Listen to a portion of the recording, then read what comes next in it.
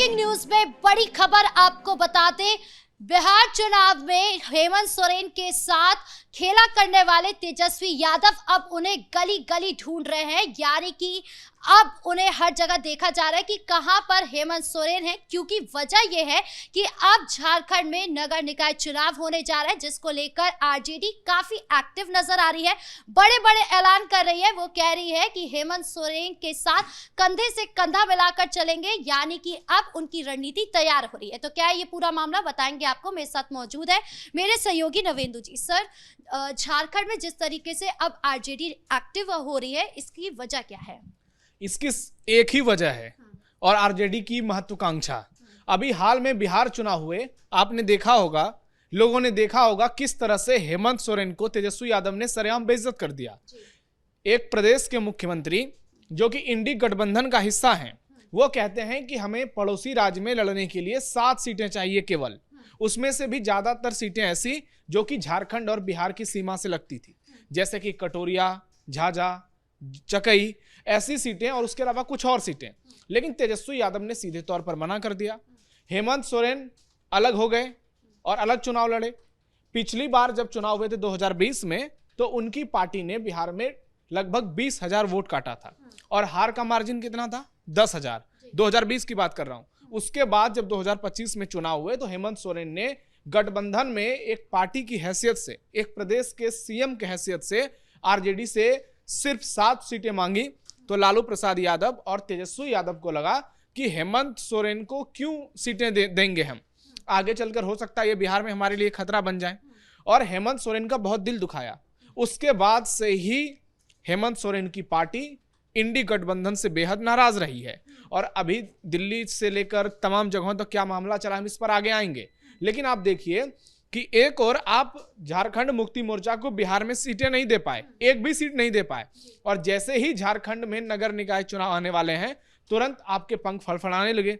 तेजस्वी यादव को लगने लगा कि अभी तो मौका है झारखंड में, अगर नगर निकाय में अपनी स्थिति थोड़ी ठीक कर ली जाए तो हो सकता है अगले बार जब विधानसभा चुनाव होंगे तो हम हेमंत सोरेन से बार्गेनिंग के पोजीशन में होंगे। लेकिन तेजस्वी यादव ये बात भूल गए हैं कि हेमंत सोरेन इस बात को नहीं भूले हैं। आरजेडी के विधायक दल के जो नेता हैं सुरेश पासवान, उनका कहना है कि हम कंधे से कंधा मिलाकर लड़ेंगे। हेमंत सोरेन ने तो उनसे कंधा मांगा ही नहीं अभी तक। वो तो खुद इतने वहां पर कैपेबल हैं, इतने स्ट्रांग हैं, उनके पास इतने दुनिया भर के ऑप्शन हैं कि अब उनको आरजेडी की जरूरत वहां ऐसे भी नहीं है। 4 विधायकों की पार्टी है आरजेडी की, यानी ठीक ठाक स्थिति है झारखंड में। तेजस्वी यादव के कई करीबी उसमें मंत्री भी हैं।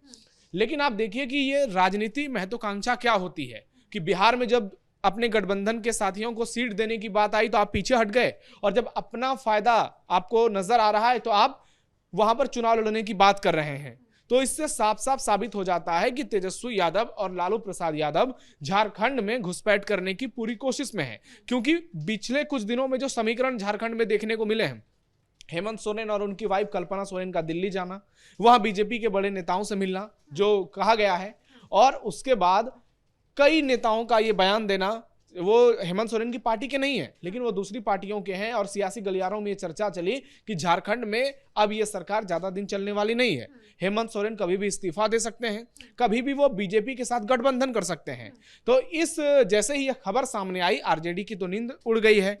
लालू प्रसाद यादव, तेजस्वी यादव के होश उड़ गए हैं कि अगर बीजेपी की सरकार बन गई झारखंड में तो इसका इंपैक्ट, बिहार में तो वैसे ही बीजेपी सबसे मजबूत है, इसका इंपैक्ट कहां पर होगा? अभी बंगाल में चुनाव होने हैं, झारखंड के बगल में पश्चिम बंगाल है, और करीब 5 से 6% आदिवासी वोट पश्चिम बंगाल में भी हैं, जो कि आदिवासी वोटर झारखंड में उसी बिरादरी के 5 से 6% आबादी पश्चिम बंगाल में है।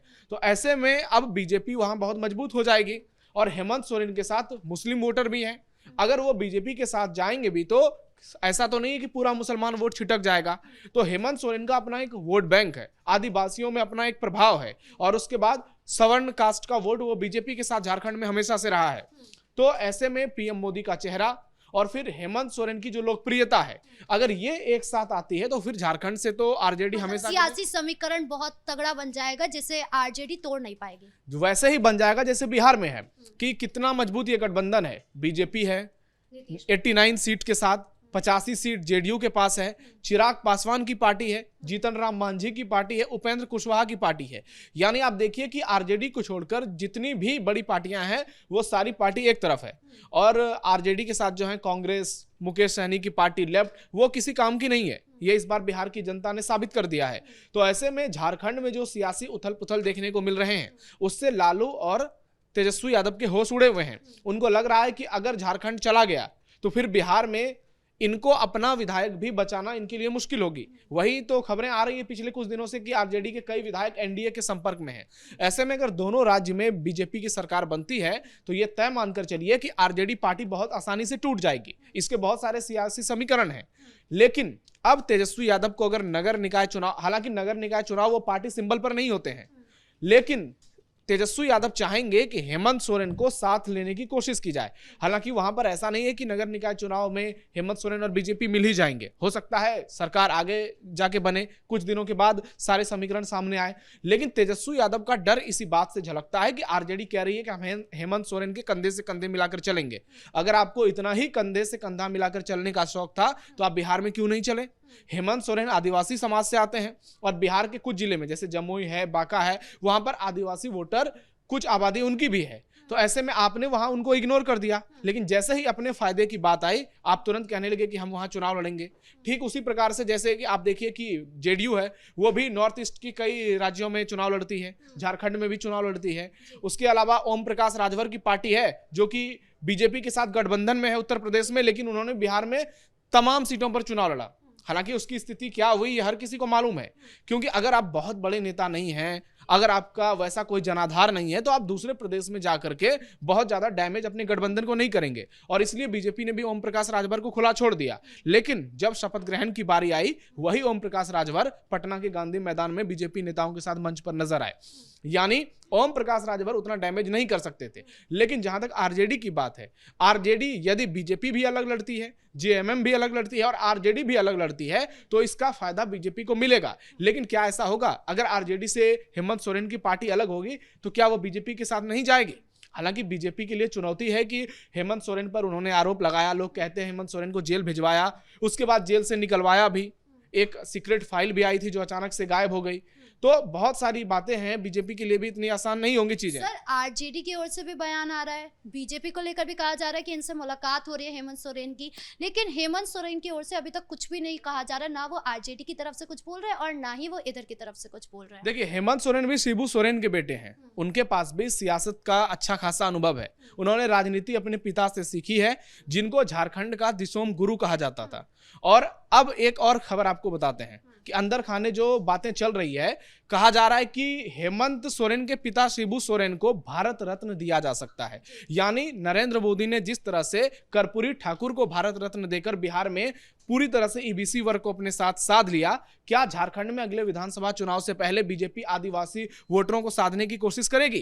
क्या शिबू सोरेन को भारत रत्न देकर हेमंत सोरेन का एक तरह से झुकाव पार्टी अपनी ओर कर लेगी? क्योंकि आपने देखा होगा उत्तर प्रदेश में जयंत चौधरी बीजेपी के साथ आ गए, चौधरी चरण सिंह को भारत रत्न दिया गया। उसी तरह से जो दूसरा उदाहरण है वो आपके सामने है। तो ऐसे में कर्पूरी ठाकुर और चौधरी चरण सिंह को भारत रत्न देने के बाद क्या अब झारखंड में हेमंत सोरेन के पिता शिबू सोरेन को भारत रत्न मिल सकता है? सर, भारत रत्न देंगे तो विपक्ष तो यही कहेगा ना कि ये सीधा वोट की राजनीति खेलने की कोशिश कर रहे हैं और शिबू सोरेन और इनको अपनी तरफ लाने की कोशिश है। तो विपक्ष से फिर सवाल पूछे जाएंगे कि इतने दिन आपने क्यों नहीं दिया?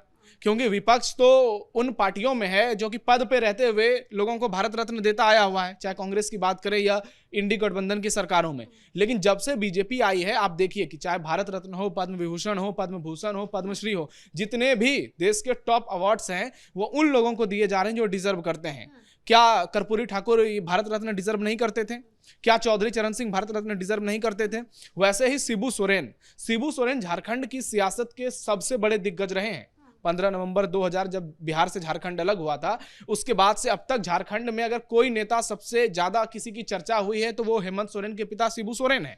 और शिबू सोरेन को भारत रत्न देना ये बहुत बड़ी बात होगी। और इसका विरोध आप कह रहे हैं कि ये करेंगे, विपक्ष पार्टी करेंगे, किसी की हैसियत नहीं है कि कोई विरोध कर पाए, क्योंकि सिर्फ आदिवासी वोट बिहार या झारखंड में नहीं है।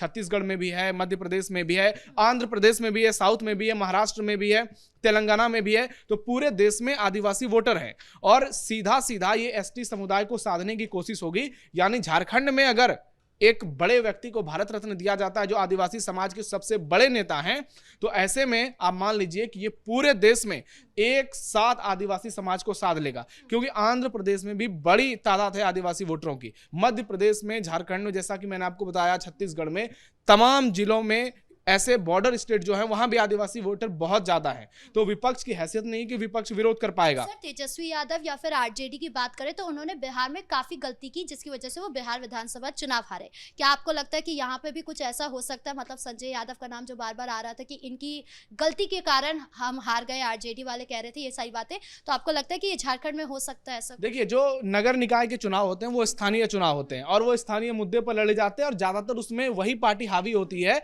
जिसकी सरकार होती है, जो स्थानीय मुद्दे पर बहुत ज्यादा मजबूत होती है। तो झारखंड में जो नगर निकाय के चुनाव होंगे, अगर हेमंत सोरेन अलग भी लड़ते हैं तो आरजेडी कुछ इलाकों में, जो बिहार से सटा हुआ इलाका है, वहां कुछ थोड़ा प्रभाव देखने को मिल सकता है, लेकिन मोटे तौर पर हेमंत सोरेन का ही दबदबा देखने को मिलेगा, बीजेपी का दबदबा देखने को मिलेगा।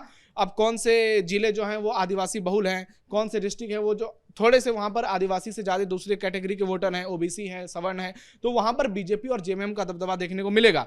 लेकिन स्थिति खराब हो जाएगी आरजेडी की, स्थिति खराब हो जाएगी कांग्रेस की, और अगर मोटे तौर पर देखा जाए तो स्थिति खराब हो जाएगी इंडी गठबंधन की। ऐसे में तेजस्वी यादव का डर सीधे सीधे नजर आ रहा है और इंडी गठबंधन को एक बड़ा झटका लगने जा रहा है। झारखंड में कभी भी सरकार गिर सकती है, कभी भी शिबू सोरेन के नाम का ऐलान हो सकता है भारत रत्न को लेकर, और अगर ये सब चीजें होती है तो समझिए न सिर्फ बिहार से आरजेडी पूरी तरह से कमजोर हो रही है, बल्कि आरजेडी जो भविष्य को लेकर राजनीति सोच रही है, झारखंड में भी उसका पत्ता हमेशा के लिए साफ हो जाएगा। जी, इस मुद्दे पर ज्यादा जानकारियों के लिए आपका बहुत बहुत धन्यवाद। तो कुल मिलाकर हेमंत सोरेन को लेकर ये सवाल उठ रहा है कि अब वो इंडिया के साथ जाएगी या नहीं जाएगी, या इंडिया ब्लॉक में ही रहकर वो तेजस्वी यादव के साथ कोई खेला करेगी, क्योंकि जिस तरीके से बिहार चुनाव में देखा था कि तेजस्वी यादव ने खेला किया था, तो ऐसा कुछ बदला लेने के लिए वो कुछ करेगी या नहीं करेगी, या नगर निकाय चुनाव में आगे क्या कुछ होगा ये अभी देखना बाकी है। ब्रेकिंग न्यूज में इतना ही। कैमरा पर्सन कुणाल के साथ मैं राधिका राज।